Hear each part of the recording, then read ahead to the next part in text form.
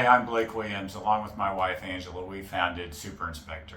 We're one of the largest home inspection companies in the nation, and I'm putting together a blog series on the ugly truth about home inspections. What we found in our experience is that customers are often frustrated by unmet expectations with the home inspection or a misunderstanding about the scope and limitations of home inspections. And we're here to help to bridge the gap between what realtors and clients, home buyers feel about home inspections and what the home inspection actually can and does provide. It can be a messy business at times, and some of the customers that you deal with who we haven't met their expectations because of those limitations can be very upset, and that's the last thing that we want. At Super Inspector, we've really tried to up our game so that those expectations are met.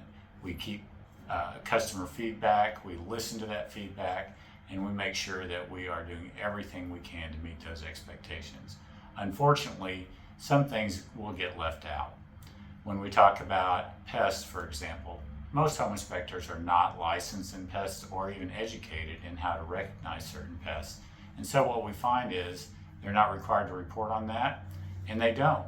And so customers move into a house and they find that they have a rodent infestation, for example, and they're very upset that the home inspector didn't say anything about it. When they call the inspector to inquire, they're met with a brick wall. We're not required to do that. That's not my problem. That's your problem. And then they're very upset, and that usually can result in a lawsuit or a negative review. And so these blog posts are going to explain all that, go in depth over the 4-part series to show what those limitations are and what companies are doing to bridge the gap in those expectations. Also, we want to help inspection companies and inspection company owners supercharge their business in 2024. So we've organized a program called Inspectrepreneur.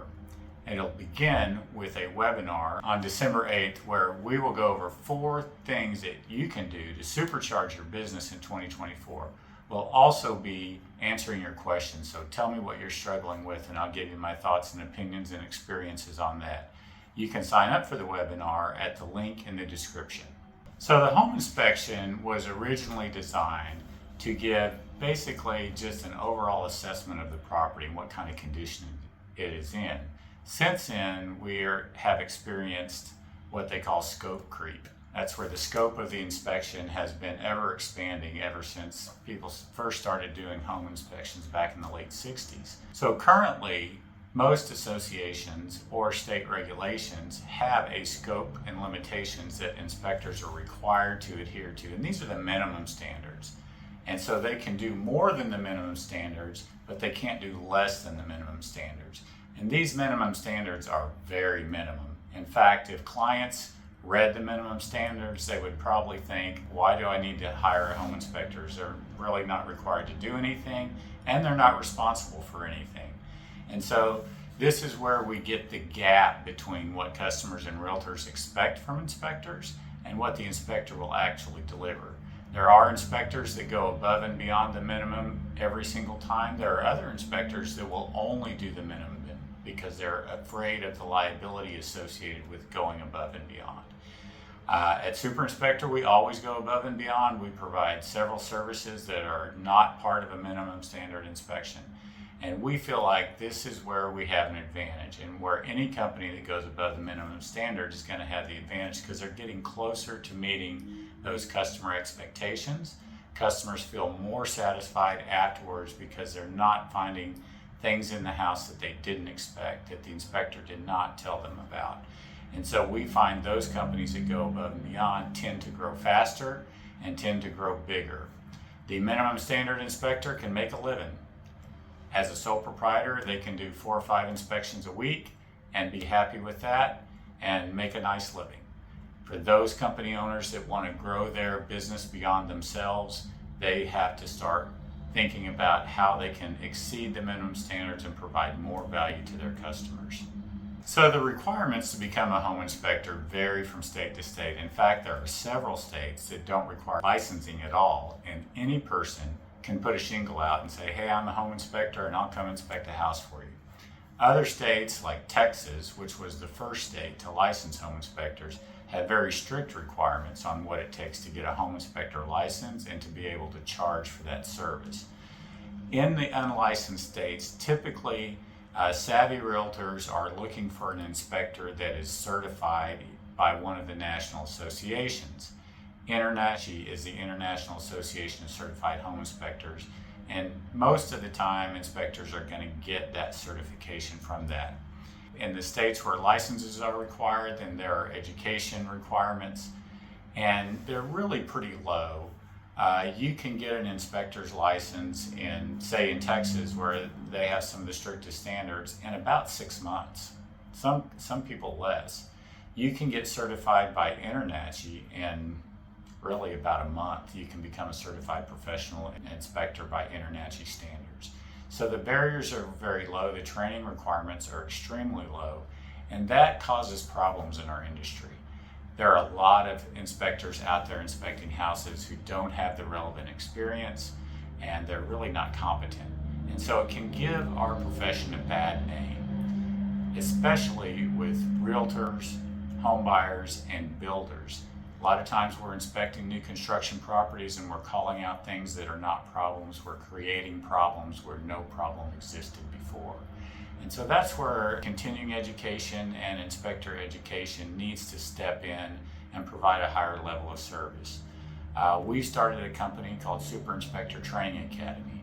Our goal is to really up the level of training and up the level of professionalism in our industry. And we're doing that through a series of live classes, online classes, and even video simulations.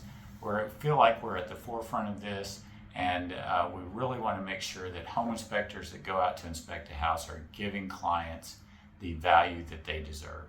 Variations in home inspectors across the industry cause a lot of problems for our industry. We have standardized minimum standards. However, the education standards vary across the nation. Therefore, we get home inspectors who are not competent in certain areas, provide a low level of service to our clients, to home buyers and realtors, and gives our profession a bad name. Some of the things that are commonly neglected in a home inspection are pest concerns and environmental concerns. The standards of practice by most states and by the International Association of Certified Home Inspectors and the American Society of Home Inspectors do not require home inspectors to comment on environmental concerns. So here we're talking about radon gas, we're talking about asbestos, lead-based paint, mold. None of these things are required to be reported on. This causes a lot of consternation for home buyers and realtors, where they move into a house, they find mold, they have to get a big remediation going, costs thousands of dollars. When they ask the inspector about it, the answer is, I'm not required to do that, you're on your own. Some inspectors can be certified in this, in mold or radon or in asbestos, lead-based paint concerns, and they will report on them. Other inspectors, even though they may not be certified, will alert the client to these concerns. If you're going by the minimum standards, though, strictly, home inspectors are not required to comment on this. The same with pests. Home inspectors are not required to report on termites, are not required to report on rodents, only as it relates to damage. So if there's termite damage, they are required to report on that, or if the rodents have caused damage that's visible at the time of the inspection, they're required to report on that. This is again where customers, if you ask them, 97% are going to say, yes, I expect my inspector to report on evidence of rodent infestation. So there again, we see the gap between what the customers expect and what the home inspector may or may not deliver. And so this is consistent throughout the industry, and it's a problem with the industry. You have to be willing to go above and beyond to meet those customer expectations, provide that consistency, and provide the customers with the information that they really need to understand what they're buying and to make an informed decision about what they're buying. So these are some of the topics we're going to be covering in our webinar on December 8th. How to meet customer expectations, how to supercharge your business. We're going to be talking about 4 things that you need to do to make sure that your business grows like you want it to in 2024. Find that link in the description. I'm Blake Williams. Thank you.